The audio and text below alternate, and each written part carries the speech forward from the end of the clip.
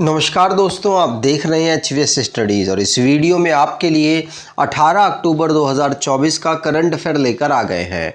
Current affair के साथ साथ स्टैटिक जीके और रिलेटेड करंट अफेयर्स का रिवीजन करते हुए चलेंगे। अगर आप इस चैनल पर पहली बार आए हो तो चैनल को सब्सक्राइब कर लीजिएगा। वीडियो अच्छी लगे तो वीडियो लाइक करके ज़रूर जाइएगा। लास्ट में आपके लिए क्विज़ रखा है, उस क्विज़ को ज़रूर सॉल्व कीजिएगा। चलिए बात करते हैं लास्ट डे के क्विज़ की।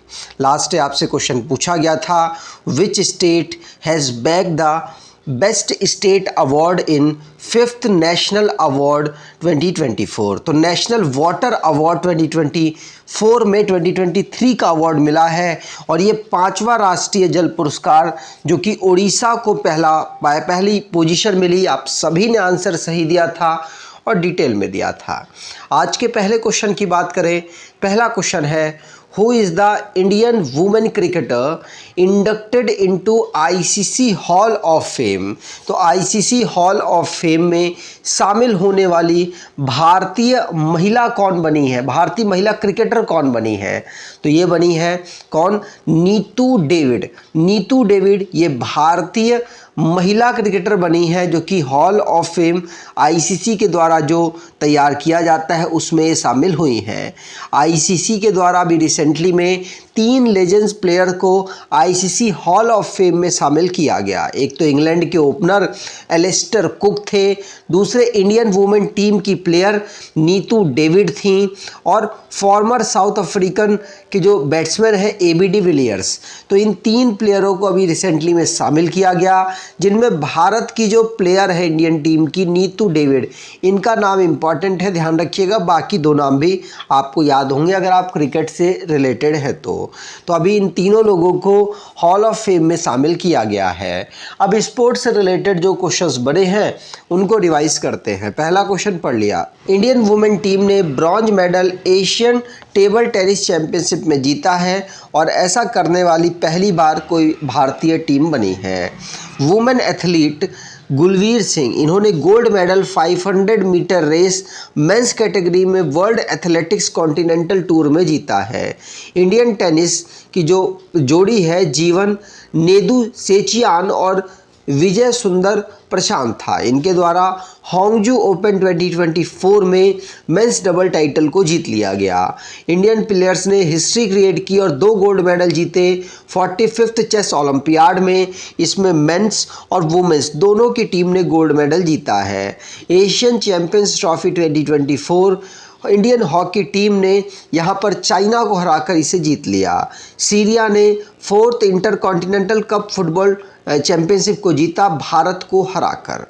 अगला, who has been appointed as the deputy chief minister of Jammu and Kashmir. तो जम्मू और कश्मीर के उप मुख्यमंत्री के रूप में किसे नियुक्त किया गया? तो उमर अब्दुल्ला जो कि चीफ मिनिस्टर हैं, उनके साथ ही सुरेंद्र कुमार चौधरी, इनको डिप्टी चीफ मिनिस्टर या उप मुख्यमंत्री के रूप में नियुक्त किया गया। उमर अब्दुल्ला ये चीफ मिनिस्टर जम्मू कश्मीर जो कि यूनियन टेरिटरी जम्मू कश्मीर के पहले चीफ मिनिस्टर बन गए हैं। नेशनल कॉन्फ्रेंस के वाइस प्रेसिडेंट हैं और उस पार्टी से इन्होंने चुनाव लड़ा, बहुमत प्राप्त हो गया और अब ये नए chief minister Jammu and Kashmir के बने हैं। सुरेंद्र कुमार चौधरी ये जम्मू कश्मीर के डिप्टी चीफ मिनिस्टर अपॉइंट हुए हैं। इनका appointment lieutenant governor Manoj Sinha ji के द्वारा ओथ दिलवाकर कराया गया है। अगला क्वेश्चन,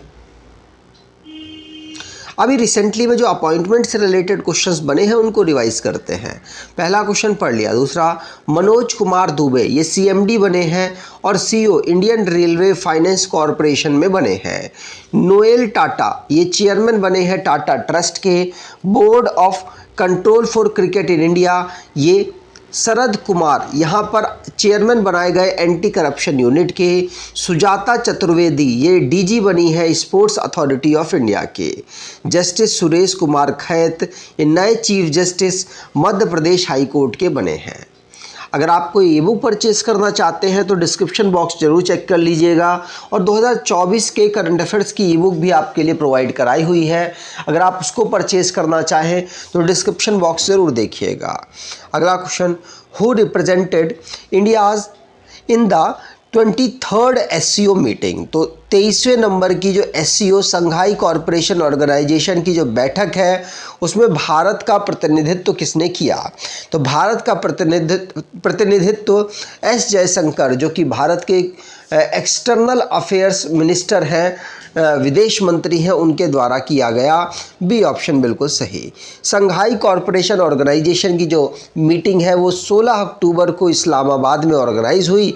उसी मीटिंग में जो चेयरमैनशिप कर रहे थे शहबाज शरीफ, जो कि पाकिस्तान के प्राइम मिनिस्टर हैं, उनके द्वारा, और भारत के as a representative S Jaishankar, जो कि एक्सटर्नल अफेयर्स मिनिस्टर हैं, उनके द्वारा यहाँ पर पार्टिसिपेट किया गया।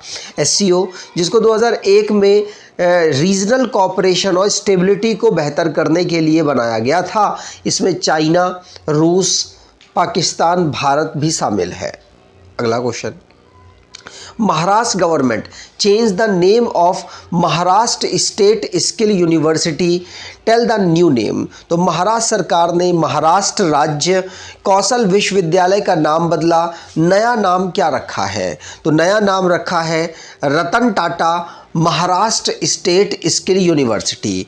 तो अभी महाराष्ट्र राज्य कौशल विश्वविद्यालय का नया नाम महाराष्ट्र स्टेट स्किल यूनिवर्सिटी के साथ रतन टाटा भी जोड़ दिया है। अभी रतन टाटा का जो कि हाल ही में निधन हो गया, और देश में जो उनके लिए प्यार था, समर्पण था, जो उन्होंने देश को समर्पण दिया है, उसके लिए उनके कार्य को देखते हुए उनको ये सम्मान देते हुए Ratan Tata Maharashtra state skill university नाम रखा गया है।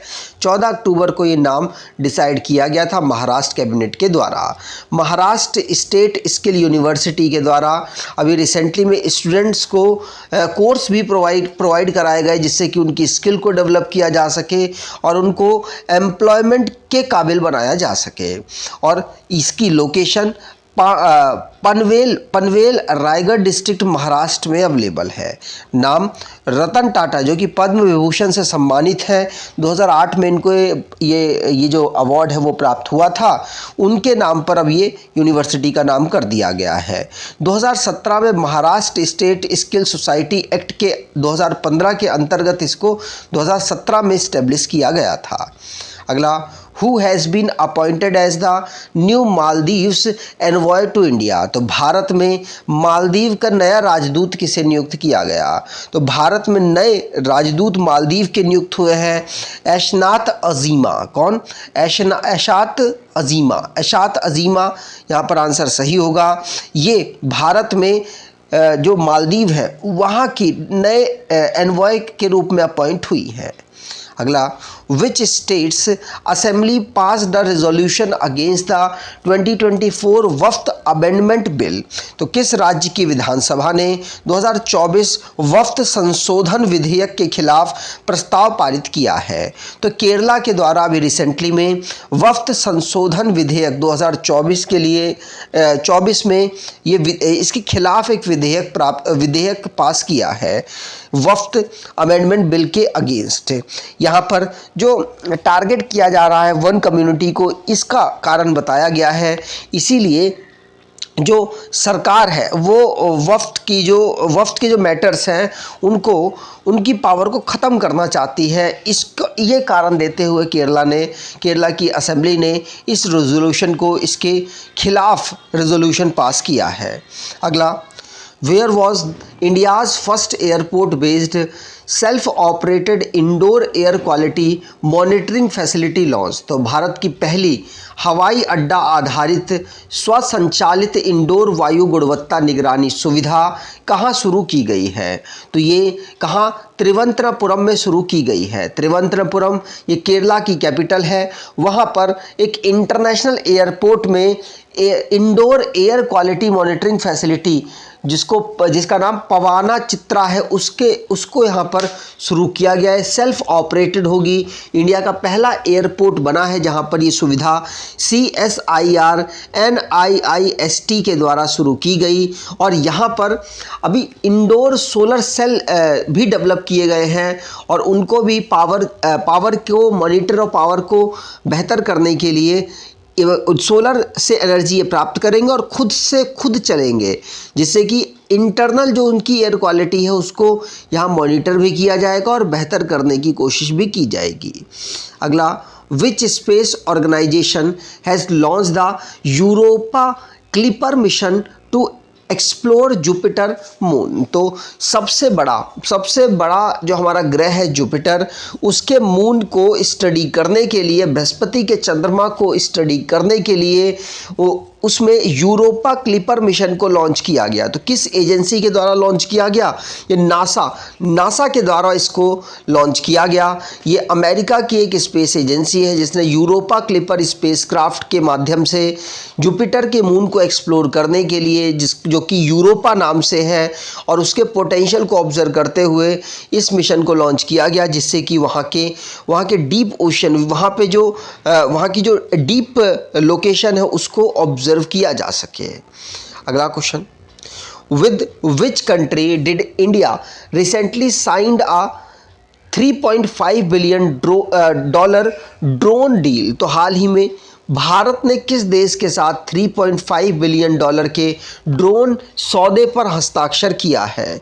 तो भारत ने यूएसए के साथ अभी $3.5 बिलियन के ड्रोन सौदे पर हस्ताक्षर किया है।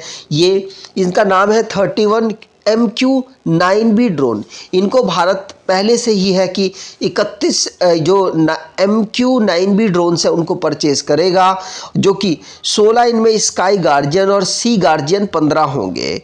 ये पहले से ही तय था। अभी $3.5 बिलियन की डील हुई है।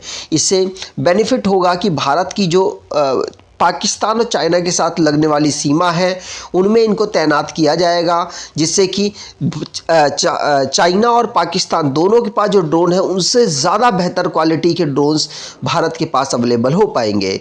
इससे दोनों देशों को टैकल कर पाएगा। अगला, when is world food day celebrated. तो विश्व खाद्य दिवस कब ऑब्जर्व किया जाता है?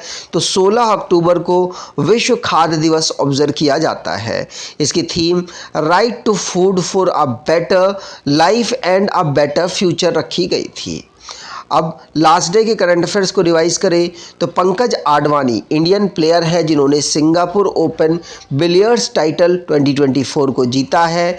मनोज कुमार दुबे ये CMD बने हैं इंडियन रेलवे फाइनेंस कॉरपोरेशन के।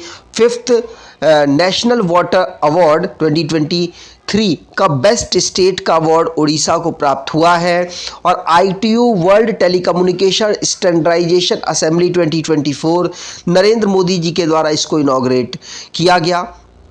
और S सोमनाथ, जिनको अभी रिसेंटली में international astronomical federation world space award के चंद्रयान 3 मिशन के लिए ये अवार्ड दिया गया है। और पहले इंडियन बने हैं जिन्होंने माउंट सीसा पंगमा को कॉन्कर कर दिया, उसकी चढ़ाई को कंप्लीट कर दिया, जिनका नाम अर्जुन वाजपेयी है। 1.84% इंडिया की होलसेल इन्फ्लेशन रेट सितंबर 2024 में रहा है। 3% जो DA है, डियरनेस अलाउंस सेंट्रल गवर्नमेंट का, उनके जो एम्प्लॉयज़ हैं और पेंशनर्स हैं उनके लिए सरकार ने इंक्रीज़ किया है। जयंत चौधरी जी के द्वारा जो कि मिनिस्टर ऑफ स्टेट है विशाखापट्टनम में, इन्होंने एक्सटेंशन सेंटर NSTI का भी इनॉग्रेट किया है। और वर्ल्ड एथराइटिस डे 12 अक्टूबर को हम ऑब्जर्व करते हैं।